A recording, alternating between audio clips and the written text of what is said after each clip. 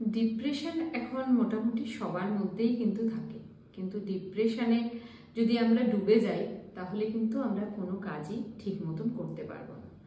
তো এই ডিপ্রেশনের সাথে বাস্তুর কি কানেকশন? বাস্তুর সাথে কিন্তু ডিপ্রেশনেরও কানেকশন আছে।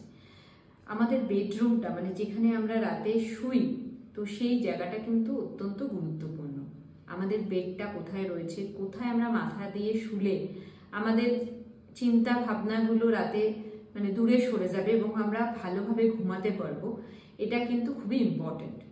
তো দুটো জোন আমি আপনাদেরকে বলবো, এই দুটো জোনে যদি আপনারা মাথা দিয়ে শুয়ে থাকেন তো খুবই ভুল করছেন, কারণ ডিপ্রেশন কিন্তু আপনাদের আরো কুড়ে কুড়ে খাবে।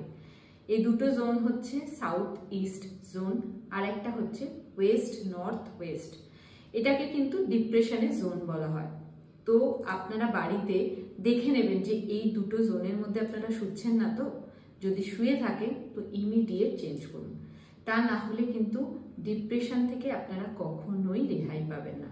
ভিডিওটা সবার সাথে শেয়ার করে দিন যাতে সবাই এই ভিডিওটা দেখে জানতে পারে এবং নিজেদেরকে ডিপ্রেশন মুক্ত করতে পারে।